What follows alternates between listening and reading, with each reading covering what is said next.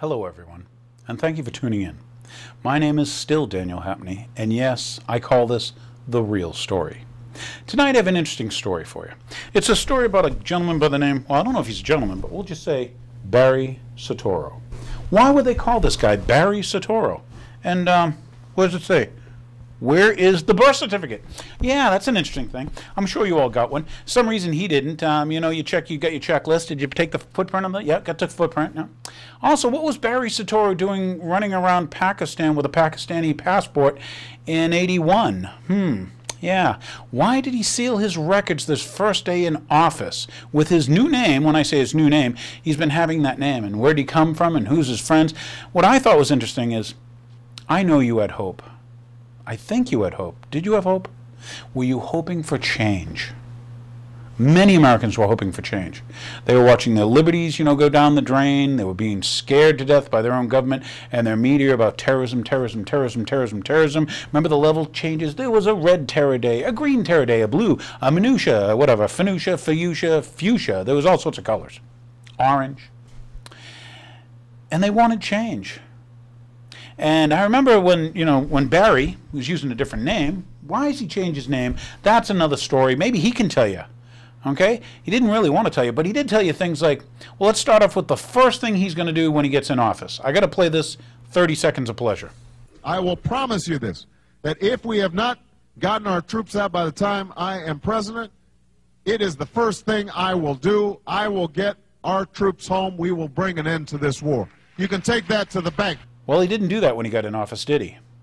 Well, he also told us what? He told us about, let's see, I got a couple of them for you. Here we go. This is him on lobbyists. Lobbyists don't have disproportionate influence. Look, the insurance and the drug companies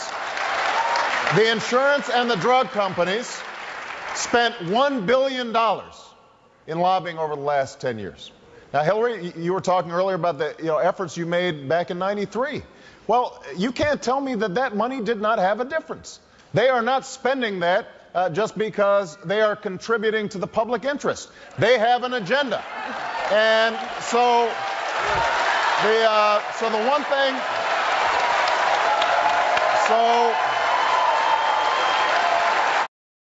So Barry wasn't loving lobbyists. He said, listen to me, audience.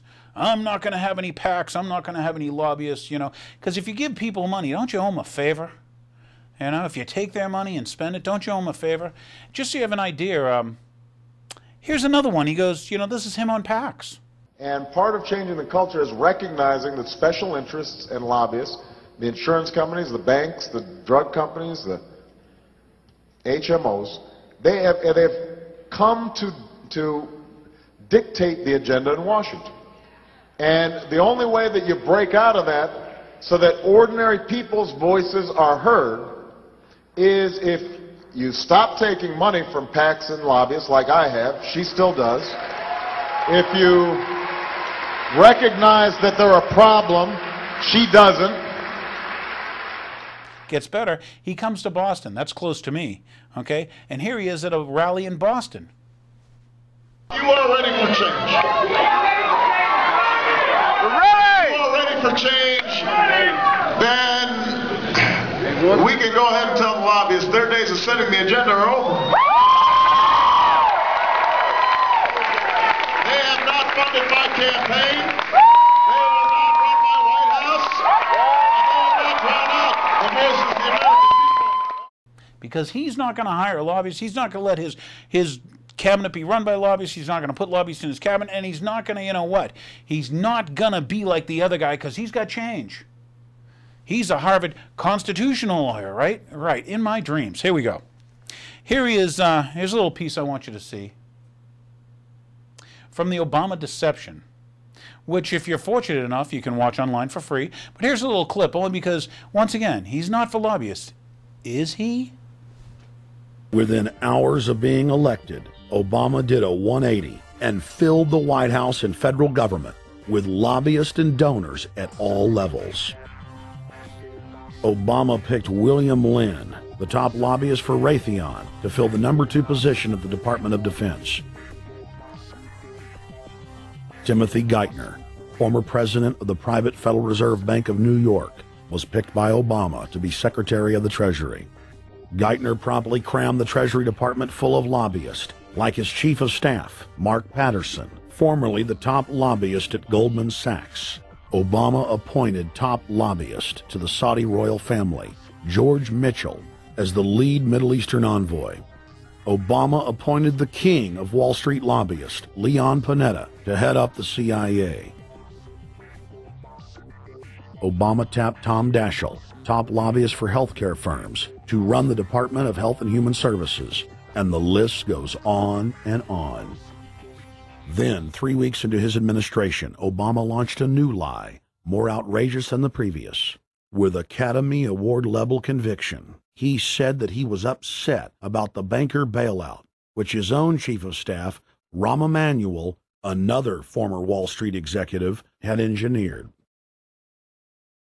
Obama said that he had signed an executive order capping the CEO salaries of those who had taken the bailout money.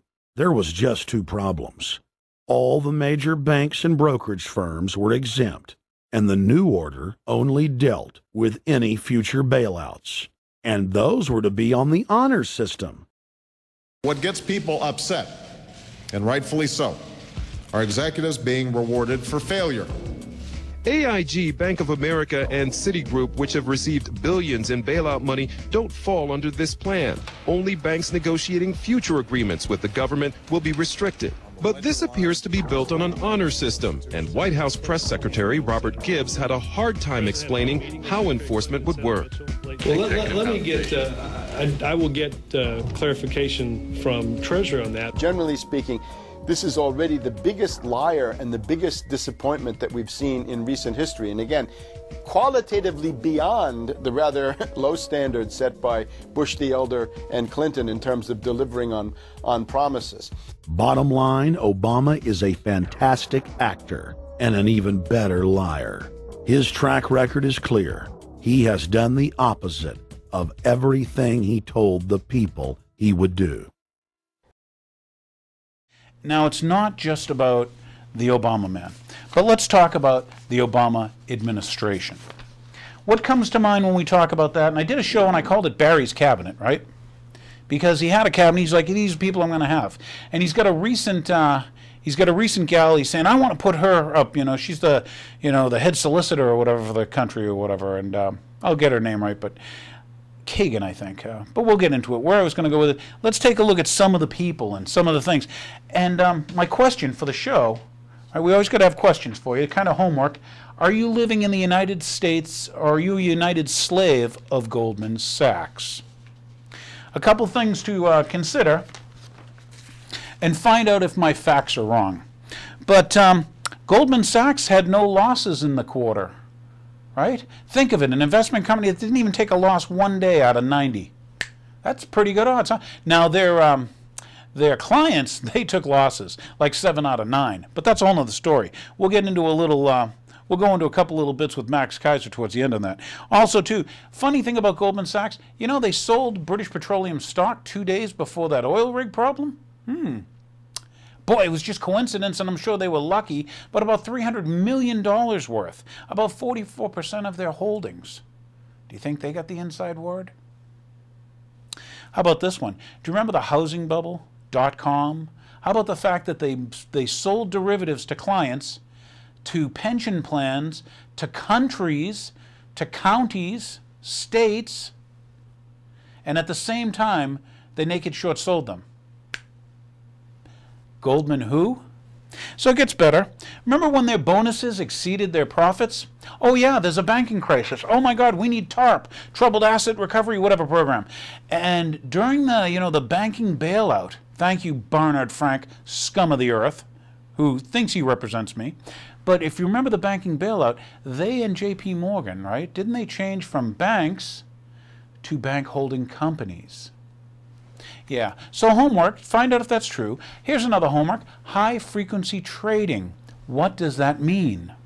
Naked short selling. Do some homework. Find out how Goldman Sachs and the word naked short selling goes together. Maybe you want to ask the people of Greece. Maybe you want to ask the people of Iceland. Maybe you want to ask the people of General Motors. How did it do for our economy? How does all that work, okay? And now, as far as Barry Soetoro goes, how many did he appoint, or in his cabinet, or are in the behind-the-scenes ones, like chief of staffs and head of department secretary and under deputy secretary stuff? And how about this one? Do you remember when the AIG had to be bailed out? You were told we got to bail them out. There's a mortgage crisis, and they do it on the weekend. And then after the weekend, did they tell you, quote, "We're not going to tell you where the money's going"?